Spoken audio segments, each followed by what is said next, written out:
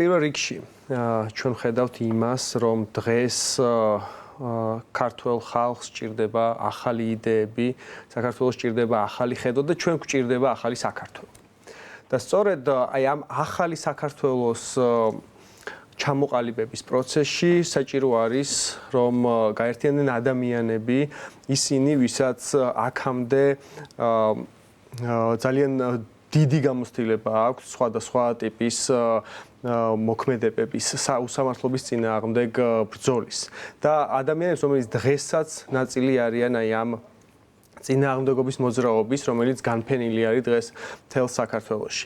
ჩვენ ვაერთიანებდით 100-ზე მეტ წევრს, 100-ზე მეტ ადამიანს, რომლებიც სხვადასხვა დროს, სხვადასხვა ფორმით იბრძოდნენ სხვადასხვა ტიპის უსამართლობის წინააღმდეგ. იქნებოდა ეს შრომითი ექსპლუატაცია, იქნებოდა ეს საქართველოს მდინარეების, ტყეების, ხეობების უსამართლო გასხვისება და ინდივიდების და ცალკეული პირების ხელში ჩაგდება, როდესაც საჯარო ინტერესები იყო უგულებელყოფილი, მწვანე სივრცეების, ურბანული პრობლემების წინააღმდეგ ბრძოლა, მართლმსაჯულების სისტემაში, სამართლიანი სასამართლოსთვის ბრძოლა და აი ეს ადამიანები გავერთიანდით იმისთვის, რომ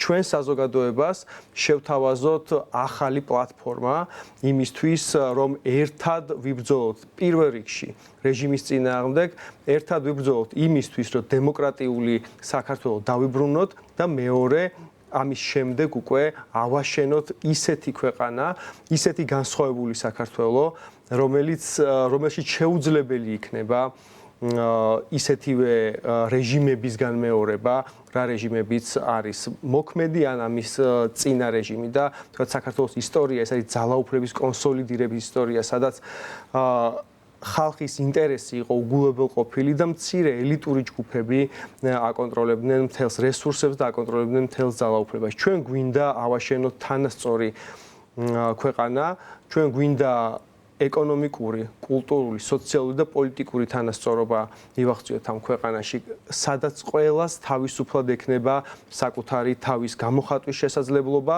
და საერთო სიკეთეებზე ხელმისაწვდომის შესაძლებლობა, ისევე როგორც შესაძლებლობა მონაწილეობა მიიღოს ქვეყნის მართვაში. აი ამისთვის გავერთიანდით და მოვუწოდებთ ადამიანებს შემოგვიერთდნენ და ჩვენთან ერთად იბრძოლონ კიდევ ერთხელ პირველ რიგში რეჟიმის დასამარცხებლად და შემდეგ ახალი თანასწორი და თავისუფალი საზოგადოების შესაქმნელად. აი სწორედ ამასთან არის დაკავშირებული ჩემი შემდგომი კითხვა, რა შეიძლება იყოს მოკლევადიანი და გრძელვადიანი გეგმები მოძრაობის და ერთგვარად საარჩევნო სუბიექტად ხო არ შეიძლება ჩამოყალიბდეს სამომავლოდ და შემდგომი კითხვა სწორედ ამ პასუხიდან გამომდინარე დაგისვამთ. პირველ რიგში მოკლევადიან გეგმებზე გაგცემთ პასუხს. ჩვენ დღესაც ვართ აი ამ წინააღმდეგობის ნაწილი, რაც მთელ საქართველოს ჩვენ უყურებ და ჩვენ ვართ ყველა იმ ცხელ წერტილში, სადაც დღეს წინააღმდეგობა და რეჟიმი ერთმანეთთან არის დაპირისპირებაში, ხო? ძალიან ბევრი ჩვენი თანამებრძოლი ყოველდღიურად არის ქუჩაში, იქნება ეს საზოგადოებრივი მაუწყებლის მიმდებარე ტერიტორია, იქნება ეს ქუთაისის და ბათუმის პროტესტი, იქნება ეს რუსთაველის გამზირი თუ ნებისმიერი სხვა. ამიტომ ჩვენ ამას ვაგრძელებთ. მეორე, ჩვენ რასაც ვაკეთებთ და რაც გვინდა გავაკეთოთ უახლოეს მომავალში ეს არის, რომ გვინდა სულ ცოტა ორ ყველაზე დიდ ქალაქში, დასავლეთ საქართველოს ორ ყველაზე დიდ ქალაქში, ბათუმში და ქუთაისში გავზარდოთ ჩვენი წევრების რაოდენობა, იქ ჩამოყალიბოთ ჩვენი ჯგუფები და იქ გავაძლიეროთ იქ არსებული პროცესი, რომელიც მხარს უჭერს რეჟიმის წინააღმდეგ ბრძოლას. მესამე, ჩვენ გვინდა რომ შემოვიტანოთ ახალი შინაარსი, შევმატოთ ახალი შინაარსი ამ წინააღმდეგობას, ხო? ჩვენ ვილაპარაკოთ იმაზე და საზოგადოებას გავცეთ პასუხები კითხვებზე, რომელიც საზოგადოებას აწუხებს, ხო? ეს იქნება ეკონომიკა, ეს იქნება კულტურა, ეს იქნება სოციალური საკითხები. ჩვენ ბევრს მუშაობთ და უახლოეს პერიოდში ვაპირებთ, რომ გავაგრძელოთ ამაზე მუშაობა. როგორი ქვეყანა გვინდა და პრაქტიკულად როგორ შეიძლება მიიღწეს ეს ქვეყანა, როგორ შეიძლება ჩვენ გავუმკლავდეთ იმ გამოწვევებს და იმ პრობლემებს, რომელიც აწუხებს დედაქალაქში, სხვა ქალაქებში, სოფლებში, მაღალმთიან რეგიონებში, ეს იქნება განათლება, ჯანდაცვა, სოციალური მხარდაჭერა და ასე შემდეგ. ჩვენ გვინდა რომ ვიპოვოთ იმ კითხვებზე პასუხები, რომელიც აწუხებს ჩვენ საზოგადოებას და ამ კითხვებზე პასუხის მოსაძებნად ვიწვევთ ამ ადამიანებს ჩვენთან ერთად სამსჯელოდ და ეს მუშაობა უკვე დაწყებულია და ძალიან მალე ჩვენ გვექნება ჩვენი კონკრეტული შეთავაზებები საზოგადოებასთან. ეხლა რაც შეეხება გრძელვადიან გეგმებს არჩევნებთან დაკავშირებით. ამ წუთას ჩვენ ვართ წინააღმდეგობის პროცესში. ამ წუთას წინააღმდეგობის მთავარი მოთხოვნა არის ის, რომ ახალი არჩევნები დაინიშნოს. ჩვენი მთავარი ძალისხმევა სწორედ მიმართულია აქეთკენ, რომ გავაძლიეროთ წინააღმდეგობის მოძრაობა. ჩვენი ერთობა რატო შეიქმნა? პირველ რიგში ჩვენი შეერთობა შეიქმნა იმისთვის, რომ იყოს ახალი მძლავრი შენაკადი აი ამ წინააღმდეგობის მოძრაობისთვის რეჟიმის დასამარცხებლად. სანამ ახალი არჩევნები არ იქნება, ჩვენ ვფიქრობთ, რომ არჩევნებში მონაწილეობაზე საუბარი ნაადრევია. ამავდროულად ჩვენ ვმუშაობთ ჩვენი შეთავაზებებზე, მუშაობთ საზოგადოებასთან, ვაკვირდებით ამას, ვაკვირდებით ჩვენი მუშაობის ეფექტიანობას, ვაკვირდებით ჩვენი იდეების მიმღებლობას საზოგადოებაში. და აი ყველაფერი, როდესაც თუ კარგად დასრულდა, თუ რეჟიმი დავამარცხეთ, მე დარწმუნებული ვარ, რომ ასე იქნება, თუ ჩვენი მოძრაობა გაძლიერდა და ისეთი ძალის შეიქმნა, რომ საზოგადოებას დააინტერესებს მისი ხედვა და მისი შეხედულებები. აი ამის შემდეგ, რა თქმა უნდა, შესაძლებელია ჩვენ დისკუსია დავიწყოთ ამაზე, ოღონდ ეს ძალიან ადრეა ჯერ. ჯერ უნდა გავიმარჯოთ, ჯერ უნდა მოვიპოვოთ ახალი არჩევნები და ამის შემდეგ ეს კითხვა ამ კითხვას არა მარტო ჩვენ დავსვამთ საკუთარ თავთან, არამედ ძალიან ბევრი სხვა ადამიანი და სხვა ჯგუფი დასვამს ამ კითხვას, იმიტომ რომ ამის მერე ეხლა არის დახურული კედელი. ეს კედელი თუ ჩამოიშლება, ამის შემდეგ გამოჩნდება სივრცე, სადაც ჩავთვლით, რომ გვაქვს შესაძლებლობა და არის საჭიროება ჩვენი მოქმედების, ან არ ჩავთვლით ასე. თქვენ ახსენეთ ეს მოკლევადიანი გეგმები და ასევე გრძელვადიანი გეგმებიც.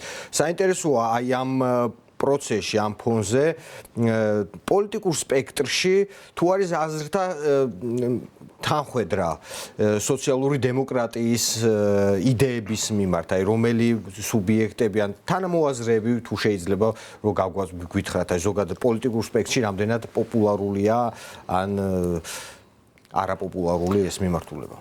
ჩვენ დღეს წავიკითხეთ ჩვენი манифеסטי და манифеסטში არის ერთი ესეთი ფრაზა. ძალიან გავრცელებული ფრაზა ეს არ არის ჩვენი ორიგინალური ფრაზა, ძალიან გავრცელებული ფრაზა არის სოციალ-დემოკრატიის აღსაწერად, რომელიც ჩვენ ვისესხეთ, რომ დემოკრატია ან იქნება სოციალური, ან საერთოდ ვერ იქნება ის. ეს არის ჩვენთვის დემოკრატიის ფორმულა. და რას ნიშნავს ეს, რომ იმისთვის, რომ დემოკრატია ნამდვილი შესაძლებლობები გააჩინოს, დემოკრატიით მოტანილი სიკეთეები იყოს ხელმისაწვდომი ყველა ადამიანისთვის, საჭიროა, რომ მან დააფუძნოს სოციალური სახელმწიფო. პასუხისმგებლიანი სახელმწიფო, ზრუნველი სახელმწიფო, რომელიც ყველა ჯგუფს მისცემს შესაძლებლობას მონაწილეობა მიიღოს პოლიტიკის ფორმირებაში, ერთი რომ ინსტიტუციურად მისცემს ამის შესაძლებლობებს და ეს იქნება ღია და მარტო ელიტებისთვის არ იქნება პოლიტიკა ხელმისაწვდომი, ხოლო მეორე მხრივ ადამიანებს უზრუნველყოფს ღირსეული ცხოვრებით, ხო, მატერიალურად, სოციალურად, ეკონომიკურად. ადამიანებს ექნებათ ჭერი, ადამიანებს ექნებათ ღირსეული პენსია, ადამიანებს ექნებათ ისეთი სოციალური დახმარება, რომელიც მას შესაძლებლო სისტემა, რომელიც მას შესაძლებლობას მისცემს ამოვიდნენ სიღარიბიდან, აი ასეთ ადამიანებს მიეცემათ შემდეგ შესაძლებლობა ასეთ პირობებში მიეცემათ შესაძლებლობა თითოეული ქვეყნის მოქალაქეს რომ მონაწილეობა მიიღოს ქვეყნის მართვაში. აი ესეთი ქვეყანა წარმოგვიდგენია ჩვენ, ასე წარმოგვიდგენია დემოკრატია, სოციალური დემოკრატია, ვინაიდან თუ დემოკრატია არ არის სოციალური, ის არის მხოლოდ დემოკრატია ელიტისთვის და თუ გვაქვს სოციალური სისტემა, რომელიც დემოკრატიულ ინსტიტუტებს არ ითვალისწინებს, მაშინ აქ გვაქვს ჩვენ ავტორიტარიზმი, ხო? ამიტომ ჩვენ გვჭირდება სოციალური სახელმწიფოც და დემოკრატიული სახელმწიფოც ორივე ერთად. რაც შეეხება იმას სხვა პოლიტიკური ჯგუფები რამდენად მხარს უჭერენ ამ იდეას. ჩვენ რო გვქონოდა განცდა იმისა, რომ რომელიმე პოლიტიკური ჯგუფი იზიარებს ჩვენს ხედვას, მაშინ ჩვენ არ ჩავთვლიდით საჭიროდ ახალი გაერთიანების, ახალი მოძრაობის შექმნის შესაძლებლობას, ხო? ან შევქმნით რაღაცა ჯგუფს, რომელიც აფილირებული იქნებოდა რომელიმე პარტიასთან. ჩვენ ვამბობთ, რომ ჩვენ ვთავაზობთ ქართულ საზოგადოებას რაღაც ისეთს, რომელსაც არ სთავაზობს არც ერთი სხვა ჯგუფი. ჩვენი ღირებულებები არის ისეთი, რომელიც არ აქვს ესე ერთად მოცემული არც ერთ სხვა ჯგუფს. სწორედ ამიტომ შევიქმნით ჩვენ. რა თქმა უნდა, თუ კითხვა არის ესეთი, ხო, კიდევ ერთი რაღაცა მოძრაობა შეიქმნა. რა აზრი აქვს ამას? რაღაც ასაჭიროა ამდენი მოძრაობა, ხო, ამდენი მოძრაობა გვაქვს. ეს კრიტიკა იქნებოდა მართალი ჩვენი მოძრაობა, რომ იმეორებდეს სხვა მოძრაობების მიდგომებს, ხო? მაგალითად კონსერვატორული მოძრაობების მიდგომებს, მაგალითად ლიბერალური მოძრაობების მიდგომებს. არა, ჩვენ ამ მიდგომებს არ ვიმეორებთ. ჩვენ გვაქვს ხედვა, რომელიც არის სოციალური დემოკრატია, ეს არის მემარცხენე ხედვა, რაც არ გააჩნია არც ერთ სხვა ჯგუფს ამ ქვეყანაში, არც ერთ პოლიტიკურ ძალას და არც ერთ სოციალურ მოძრაობას. ამიტომ ჩვენ, აი ეს ადამიანები, 100-ზე მეტი ადამიანი გავერთიანდით ამ იდეის გარშემო, სწორედ იმიტომ, რომ შეგვექმნა რაღაც ახალი. თორე რა თქმა უნდა, რო ყოფილიყო რაიმე სხვა ჯგუფი, იმ ჯგუფს შეუერთდებოდით და ახალ მოთამაშეს საზოგადოებრივ ასპარეზზე არ შემოვიყვანდით ჩვენი მოძრაობის სახით.